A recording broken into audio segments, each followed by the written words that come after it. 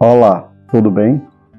Sou o pastor José Dilson e este é o seu canal TV Bereana.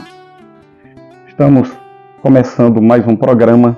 Desta feita falaremos acerca das duas quedas angelicais.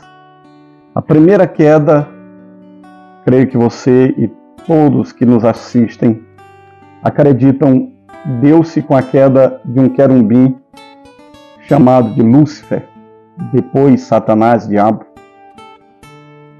E diz Apocalipse capítulo 12 que com a sua queda, ou com a sua cauda, ele arrastou uma terça parte das estrelas do céu. Segundo Jó capítulo 38, estas estrelas são anjos.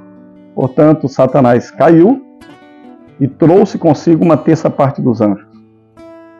Muito bem. Mas existe uma outra queda angelical. Biblicamente, nós encontramos na Bíblia uma segunda queda angelical. E é disto que eu quero falar. Capítulo 6 do Gênesis diz assim: como se foram multiplicando os homens na terra, no hebraico, como se foram multiplicando os Adãos sobre a terra, e lhes nasceram filhas, vendo os filhos de Deus, os Ben Elohim, que as filhas dos homens eram formosas, tomaram para si mulheres, as que entre todas mais lhe agradaram. Verso 4. Ora, naquele tempo antes do dilúvio, e também depois do dilúvio, quando os filhos de Deus possuíram as filhas dos homens, as quais lhes deram filhos, estes foram valentes varões de renome na antiguidade. Ora, naquele tempo havia gigantes na terra, diz Moisés escrevendo aqui. E também depois nós vamos encontrar em Número capítulo 2, quando os israelitas foram espiar a terra, viram lá os refaíns, viram os descendentes dos gigantes que estavam na terra de Canaã. Muito bem. Os primeiros pais da igreja, Justino, Irineu, Clemente, Orígenes e Tertuliano, todos do primeiro e do segundo século, acreditavam e escreveram acerca deste assunto, afirmando que os filhos de Deus, aqui em tela, eram anjos. A Bíblia de Jerusalém, ela tem na nota de rodapé o seguinte comentário. Diz aqui o comentarista: episódio difícil de tradição já vista. Aí ele diz: o judaísmo posterior e quase todos os primeiros escritores eclesiásticos viram nesses filhos de Deus anjos culpados. Mas a partir do século IV, em função de uma noção mais espiritual dos anjos, os padres interpretaram comumente os filhos de Deus como a linhagem de Sete e os filhos dos homens como a descendência de Caim. Alguns problemas temos aqui. Deus não tem filhas. E nenhum dos filhos de Caim se relacionou com uma das filhas de Deus. Portanto, o texto só fala de filhos de Deus se relacionando com filhos dos homens. Não filhas de Caim, mas filhas de Adão. Homens aqui é Adão. Então, outra coisa. O casamento entre raças diferentes nunca provocou um hibridismo. No entanto, neste casamento surgiram gigantes. Ou da raiz hebraica, nefals caídos. Eles não eram normais. E esta foi uma das causas do dilúvio. Alguém pode dizer: o senhor está citando os apócrifos, ou os pseudoepígrafes, porque o primeiro livro de Enoque, o livro dos Jubileus e o Testamento dos 12 Patriarcas falam claramente sobre este assunto. Mas o nosso foco não é os apócrifos nem os pseudoepígrafos, porque eles não são a autoridade de fé de nenhum de nós. Fiquemos com a Bíblia. Porém, se um escritor do Novo Testamento cita, ainda que seja um trecho deste livro, o livro não está chancelado, mas aquele texto citado pelo escritor, sem sombra de dúvida, está chancelado. E nós cremos que foi o que Judas, irmão do Senhor Jesus, fez quando escreveu a sua carta. Veja o que Judas diz aqui.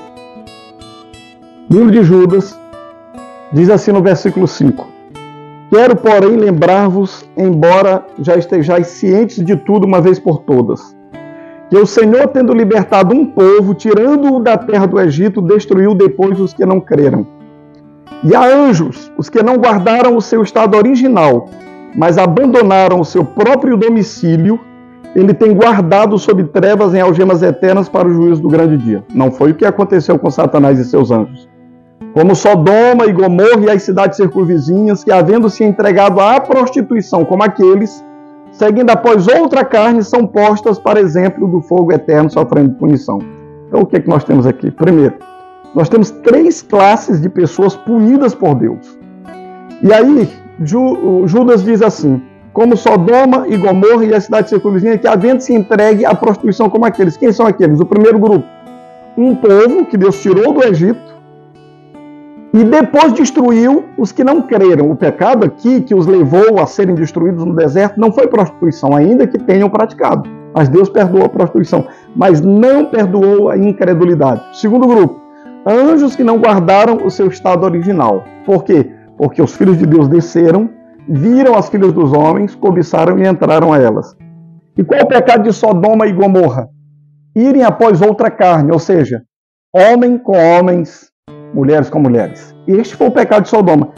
Semelhante a este pecado foi o pecado que ocorreu com os anjos.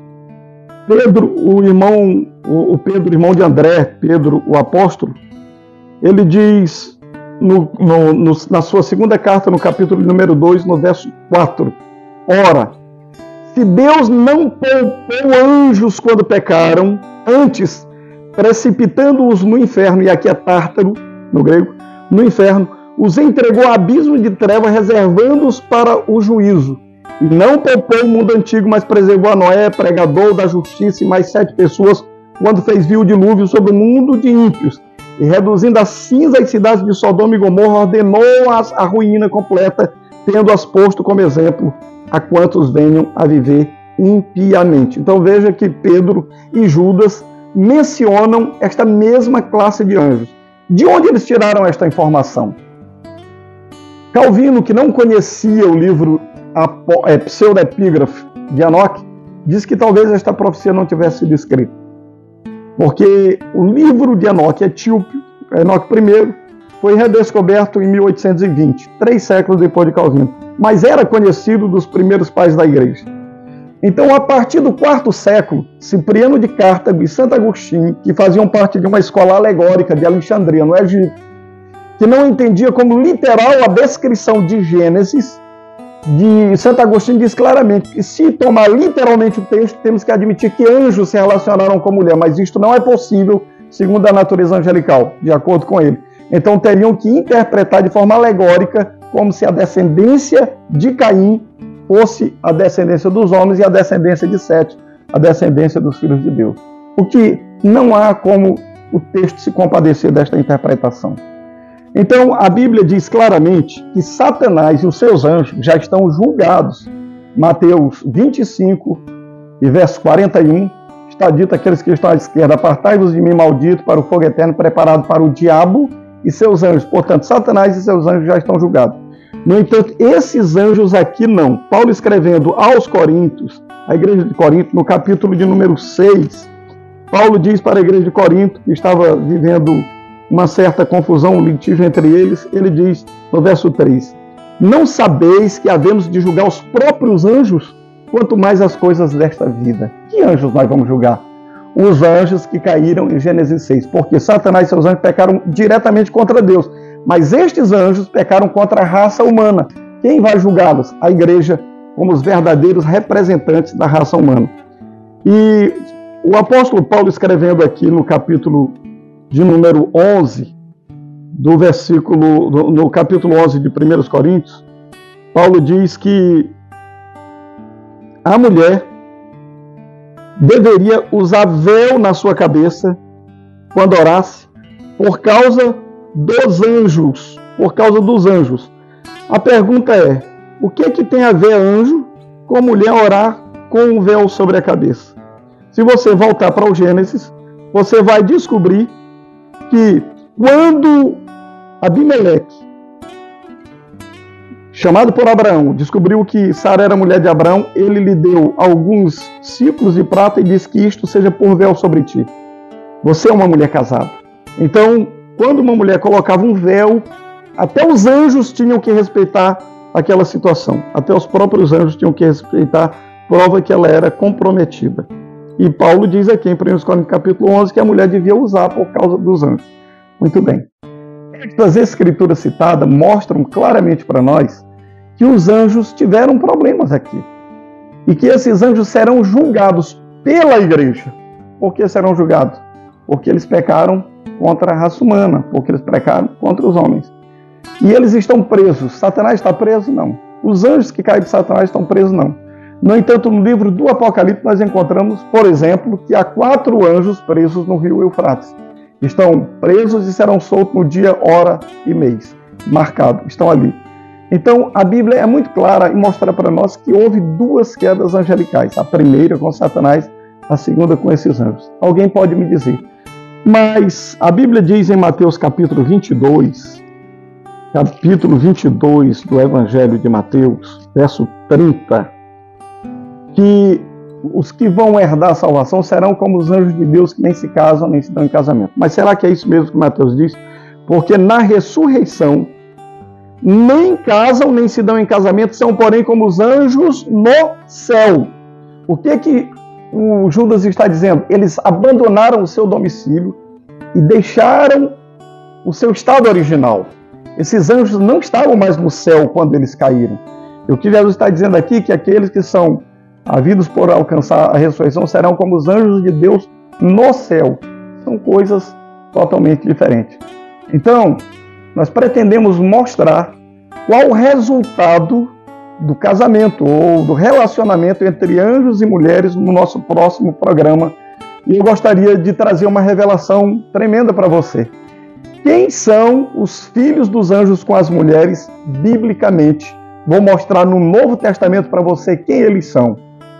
E vou mostrar para você a diferença entre anjos caídos e demônios. Nos acompanhe no próximo programa.